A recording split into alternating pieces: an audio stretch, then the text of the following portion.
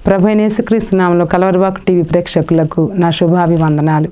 ఈనాటి అంశం పైనుండి శక్తి. పైనుండి శక్తిని మనం పొందుకోవాలంటే మనం ఎలా జీవించాలి, మనం ఎలాంటి పరిస్థితుల్లో మనం పైనుండి శక్తిని మనం పొందుకుంటామో రెఫరెన్స్ల ద్వారా మనం ఈ వాక్యాన్ని ధ్యానించుకుందాం.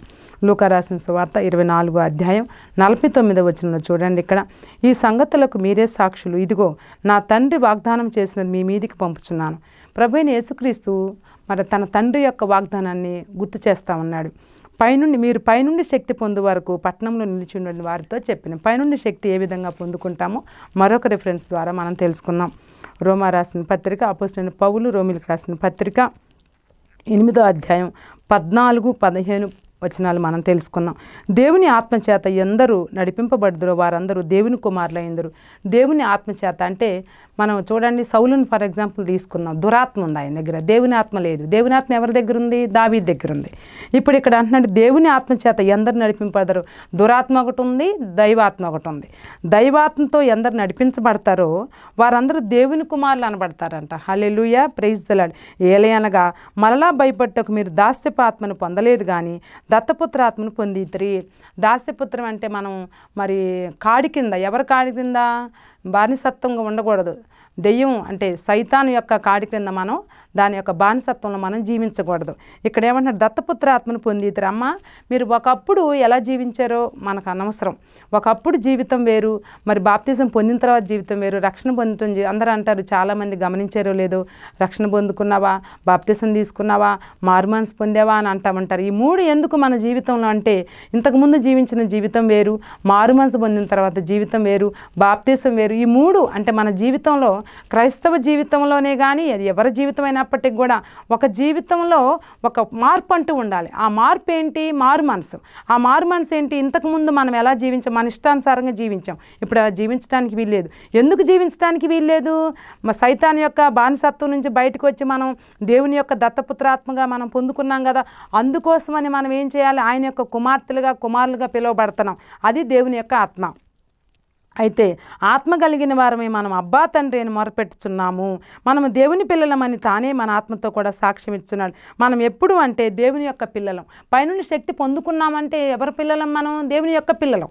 అట్లాగే మళ్ళీ ఇంకొక రెఫరెన్స్ తీసుకుంటే జకర్యా రాసిన పత్రిక చూడండి, జకర్యా రాసిన గ్రంథంలో చూడండి, ఇక్కడ 4వ అధ్యాయం 7వ వచనంలో చూడండి.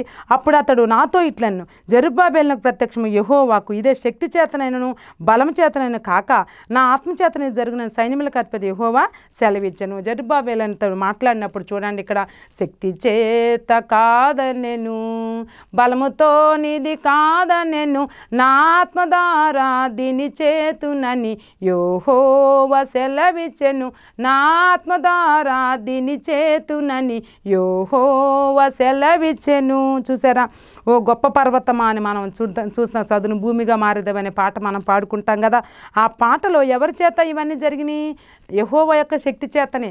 శక్తి మన శక్తి కాదు. ఇక్కడ పైనుండి శక్తి అనగానే మనం మన శక్తి అనుకున్నారు. మనం ఏ పని చేసినా మనం ఏమనుకుంటామంటే, నా సొంత శక్తి చేత నేను చేశాను, నా బలం చేత నేను చేశాను. కాదు. ఎప్పుడు కూడా గుర్తుపెట్టుకుందాం, మన జీవితంలో మనం ఏది చేసినా మన శక్తి కాదు, మన బలం కాదు. ప్రియమైనటువంటి బిడ్డలారా, ఈ సమయంలో పైనుండి శక్తి ఎలా పొందుకుందాం? పైనుండి శక్తి పొందుకుంటే మన జీవితం ఏ విధంగా ఉంటుంది? ఈనాటి అంశం పైనుండి శక్తి. ఆ పైనుండి శక్తి ఎక్కడి నుంచి వస్తుంది? మన ఆత్మీయ జీవితం సరిగ్గా ఉంటే. ఎప్పుడైతే మన ఆత్మీయ జీవితం సరిగ్గా ఉంటుందో ఆటోమేటిక్గా పైనుండి శక్తి మనకి పైనుండి వస్తుంది అనమాట. ఇక్కడ నీవు ఎంత మాత్రపు దానవు, నీవు చదును భూమిగా కృప కలుగును గాక అంటున్నాడు. ప్రియమైనటువంటి బిడ్డలారా, ఈనాటి అంశంలో పైనుండి శక్తి మనం పొందుకోవాలంటే మన యొక్క జీవితాన్ని మార్చుకోవాలి. మరి మారు మనసు పొందాలి. మన జీవితాన్ని చక్కపరచుకోవాలి. మనం ఇంతకు ముందు ఉన్న జీవితం వేరు, ఇప్పుడు మారు మనసు పొందిన జీవితం వేరు. మారాలి నీ మనసే మారాలి. మారిన మనసు దేవునికి ఇస్తే ఫలితం ఉంటుంది. మారిన మనసు దేవునికి ఇస్తే ఫలితం ఉంటుంది. మారేమంటూ అని మనం పాడుతూ ఉంటాం కదా, మారేమని మనం అనుకుంటాం. కానీ మన జీవితంలో ఏ అలవాటు కూడా మార్చబడలేదు. కానీ మారేమంటూ మనం ఎన్నో దేనికోసం మనం దేవుణ్ణి ఒప్పుకుంటాం? మన రోగాల కోసం, మన జీవితంలో అనేకమైనటువంటి మార్పులు కావాలి. ఏది అది కొనుక్కోవాలి, ఇది కొనుక్కోవాలని అనుకుంటాం కదా. కొన్ని ఆశలు, కొన్ని కోరికలు ఉంటాయి. అవి రావడం కోసం మారేమని మనం చెప్పుకుంటాం. కానీ మన జీవితం సరిగ్గా మారితే, మన జీవితం సరిగ్గా మారకపోతే ఎలా ఉంటుంది? మారిన జీవితం పైనుండి శక్తి వస్తుంది. మారకపోతే ఏమొస్తుంది? దురాత్మ వస్తుంది. దురాత్మ మనకు తెలియకుండానే వస్తుంది. అది మనం గుర్తుపట్టలేం. కాబట్టి ఈ యొక్క సమయంలో ఈ అంశంలో మనం ధ్యానిస్తున్నప్పుడు పైనుండి శక్తి పొందుకోవటం ఎలా పొందుకున్నాం, దేవుని యొక్క శక్తి ఎలా ఉంటుంది, దురాత్మని యొక్క శక్తి ఎలా ఉంటుంది. దురాత్మ శక్తి మనల్ని చంపేస్తుంది. దేవుని యొక్క శక్తి మనల్ని జీవంలోనికి నడిపిస్తుంది. అందుకని యెహోవా నా కాపురం అని మనం ఎప్పుడైతే అనుకుంటాం, పైనుండి శక్తి మనకు వస్తుంది. ఈనాటి అంశంలో, ఈనాటి వాక్యంలో మనం తెలుసుకుంది పైనుండి శక్తి. ఆ పైనుండి శక్తిని పొందుకోవడానికి మనం అందరం కళ్ళు మూసుకుందాం, ప్రార్థన చేసుకుందాం. పరిశుద్ధమైన తండ్రి, ప్రేమగల నాయన, కృపగల దేవ, కన్నుగల దేవ, ఈనాటి అంశంలో పైనుండి శక్తిని మేము ఎలా పొందుకోవాలో నా తండ్రి, నా నాయన వాక్యం ద్వారా మేము తెలుసుకున్నాం. ఈ వాక్యం ద్వారా నా తండ్రి మా జీవితాన్ని మార్చుకోవడానికి, ఈ వాక్యం ద్వారా నా ప్రభ మా యొక్క మరి ఆ జీవిత అలవాట్లు మార్చుకోవాలి. నా ప్రభ, నా గొప్ప దేవ, ఈ లోకంలో జీవించేటప్పుడు మా శక్తి, మా బలం అని మేము అనుకుంటాం ప్రభ. అదంతా కాని పని అయ్యా. మా శక్తి, మా బలం ఏదీ లేదు. మేము ఆరోగ్యంగా ఉండాలన్నా, మేము గొప్ప పనులు చేయాలన్నా, మేము చక్కగా మాట్లాడాలన్నా, చక్కగా వాక్యం చదవాలన్నా, వినాలన్నా, చెప్పాలన్నా నీ శక్తి కావాలి. పైనుండి శక్తి కుమ్మరించబడాలి.